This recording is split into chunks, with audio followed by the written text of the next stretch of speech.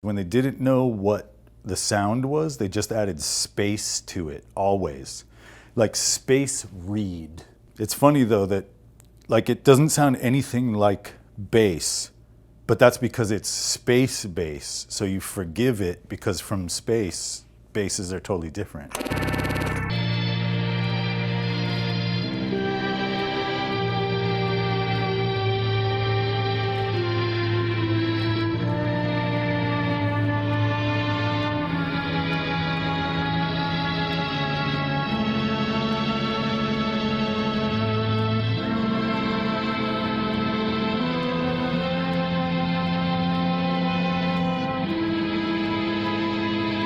Yeah, you got to go this way. See, it says 2 studios right here. You got to come in through the lounge. That's really just if you're working with me in Studio A, there's a separate door code. Or if you're working in Studio A in general, not just with me, there's a separate door code to go straight in there.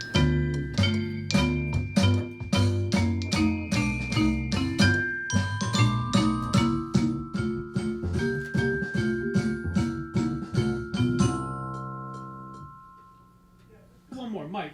You're a little ahead in the bar 1, the ba ba da. Yeah, that's a little draggy. Well, growing up for sure, like starting early on, it was like I had instilled in me from my dad and from the crew that he ran with. He's sort of like a gonzo journalist kind of writer guy that I wound up being more interested in kind of counterculture, you know, and so I wound up with like the decline of West Coast civilization soundtrack and listening to like the Germs. I was like a straight edge hardcore kid for years and years. I was a sponsored skateboarder through like the late 80s and into the early 90s, and then was in bands from there playing that type of music, you know? And all along, I was more interested in the like moment of creation where we would figure out what we wanted to be in the studio. And I didn't realize that. I wasn't able to really recognize it. It's just that I really loved the recording process rather than the live process.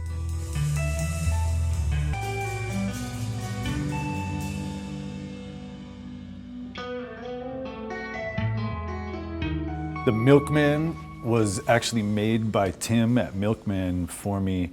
I went on tour with Willie Nelson and I needed a small but kind of like loud amp. And I was playing, we were opening.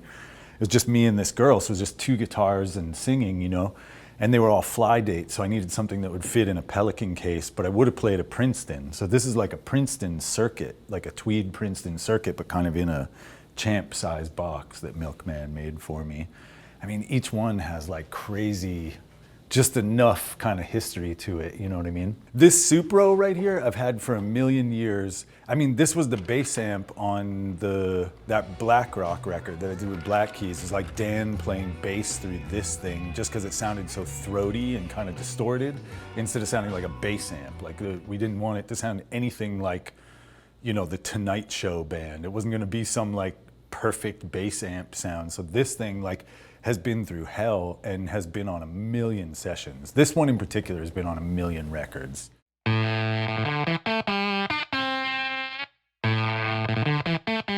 This thing, I collect these things which are called numbered instruments. See, they have numbers here.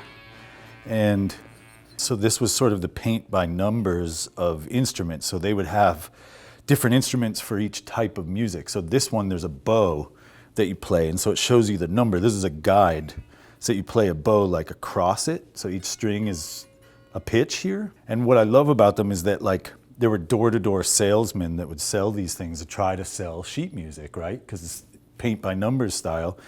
But for anybody who actually plays an instrument, they're fucking impossible to play. They're so hard. Like, it's this alien kind of like thing that you have to do, and it doesn't work like a violin or a guitar or anything.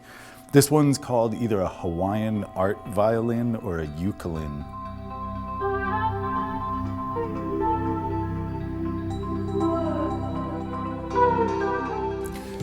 But so these guys, they're sort of like these semi-modular keyboards that are really kind of weirdly rare at this point.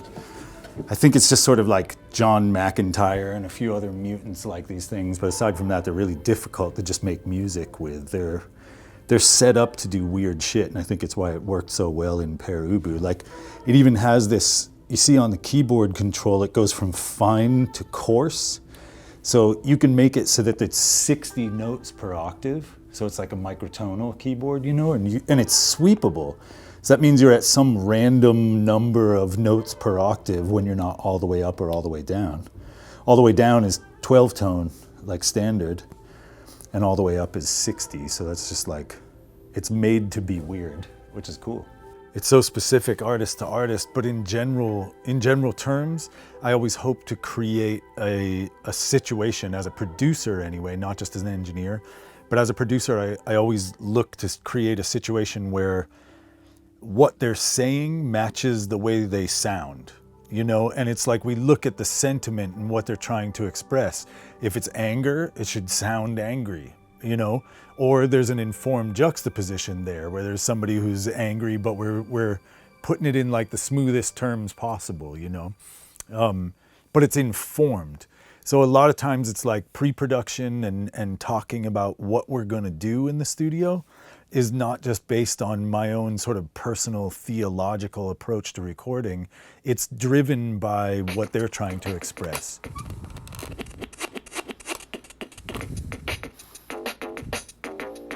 Know what I'm saying? I used to do a bunch of beta testing for ElectroHarmonix, so we have a bunch of random stuff from them. Like, this was the contest winner for a Christmas contest that they used to have, which was build the most ridiculous pedal at the like ElectroHarmonix Christmas party.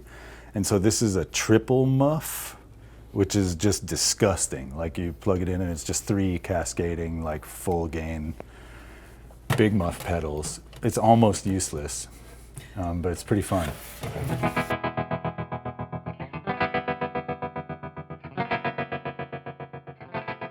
The whole reason that we ever got into the EarthQuaker stuff is because this Hummingbird, at the time when we were making that Black Rock record that I was talking about with the Black Keys guys, with Dan and Pat, Dan brought this in for me and we were like, wow, let's use this on every single thing.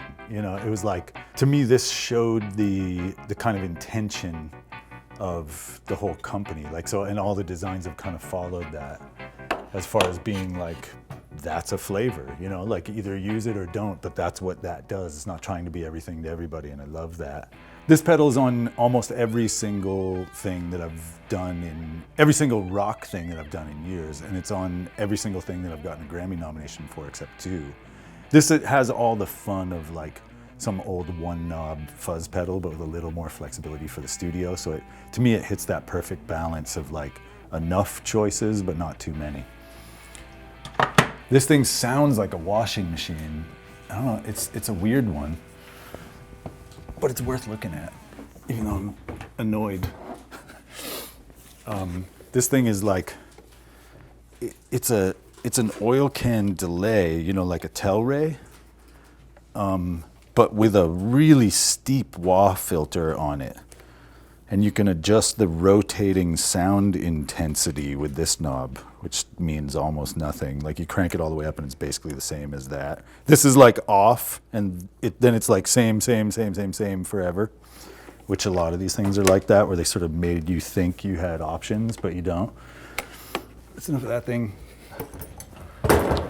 All this crap has been sitting around here, and we use quite a bit of it, but there's a bunch of stuff that like I haven't touched in ages, which is part of the curse of having a bunch of things. It's making me feel guilty as we talk about this that I should use some of it. The pieces of gear that we can rely on are well built with some amount of creativity in mind, and open up, they kind of open up your brain. Something like the afterneath, where it's not immediately obvious as to how we're going to apply that in the song. And all of a sudden they go, yeah, but in the bridge, it's awesome when I'm doing this arpeggiated thing, that there's kind of just this undercurrent the whole time. It's almost like a pad without anybody playing synths or whatever. That's where those things become incredibly valuable to a session where we got to keep moving. We're not going to write a part for the afterneath, but we're going to figure out like, oh wow, that kind of just opens this up, and then it's going to become a part of the record that way.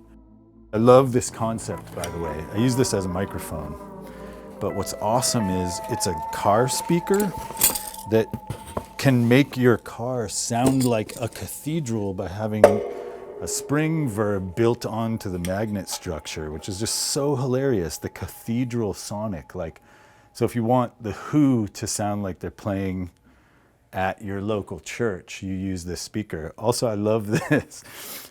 Like, that's not very friendly. Or he's really bumming as far as like ears are concerned. Like, okay, dude, go. Play the song I love now. Right here. Just give it to me, you fucker. This is something that is a prized possession that I enjoy.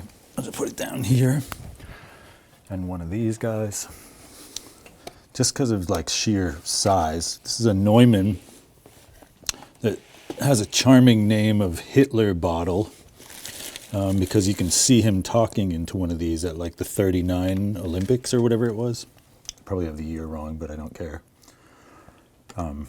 This capsule goes on here, and then that's the mic, which is kind of gigantic. The cable for it has that as a connector with like this big bolt thing that looks like it came off the Brooklyn Bridge. And it's like the entire tube power supply and tube. So it's kind of like the mic guts live up here, and then the power supply lives right here. And the build quality is actually pretty sketchy because it was East German at the time, you know? But it sounds great, and it's not lo-fi, you know what I mean? Even though it's from that era, it's amazingly hi-fi. My partner Tony Mamoni and I, like I said, he was in a band called Perubu for a million years. He was in a bunch of different bands, including like Sugar with Bob Mould. Like, again, that sort of counterculture stuff, playing with a lot of different people, but that are always in that category I was talking about. So we came from, in quotes, the other side of the glass. I learned a long time ago that jumping down in the hole with the rest of the people who don't have a bunch of money does nothing. It shows some sort of like bullshit solidarity that then you're like, oh yeah, I'm with you, man. As opposed to me showing up with a rope or a ladder with compassion in my heart, having made it to a place in the music business where I can then show up and go, hey, let's make a record on real equipment now. Let's actually bring what you do that I find valuable and actually bring it in through Neve mic pre's instead of the same old shit of just jumping down in and like staying broke. You know what I'm saying? So it was like figuring out a way out of that cycle. You know, if everybody's starving and you jump down in the hole with people who are starving with no rope, no ladder, and no food, like what are you actually doing besides some self-serving idea that you're not like above anybody else? You know what I mean? It's like if you're in a position to give, in my opinion, and you come at it with like all of this stuff. If you bring this stuff to the party with compassion and empathy and have an understanding for a band that may not have $1 billion, then it's really valuable. I mean it in the true sense, not monetarily. Like it's valuable because you're gonna make a great record with these things, you know?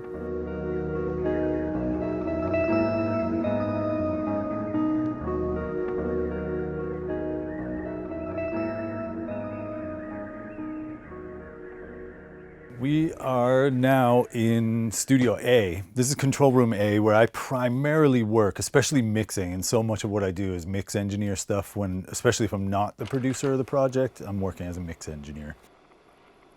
Martin Audio was a distributor in New York City for years, like before any of the other big stores that sell sort of pro audio gear. Martin was where you went to get like Neumann's, that was Gotham Audio, you know, like that's where you could get the real stuff in 1976, you know what I'm saying, in New York City. I bought these off the singer from Paul Revere and the Raiders, of all things. He had it in like his home studio. I don't know how it wound up there, but it's kind of like 3 channels of Lang, which is kind of like a solid state Pultec, roughly, but they're awesome. These are like the guitar EQs of doom. These guys are unique because these, all 8 channels here, this is actually 8 channels of the console that was at A&M Records. So these were the EQs from the A&M console, and then I got them. But like, it's kind of cool like to think of what went through that, because they were the channel, you know, 8 out of the 16 channels on the console at A&M. It's like everything went through those, you know.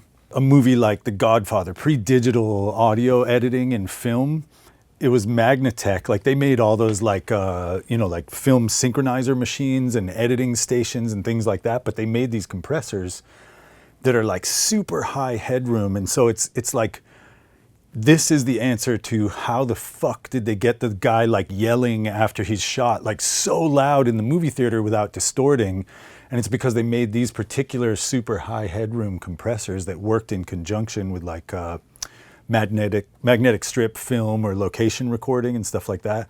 And they're just incredible. And you not a lot of people know about the Magnatech stuff. And then you look on equipment lists from like Capitol and, you know, like all these like studios that actually had mix for picture in the analog days.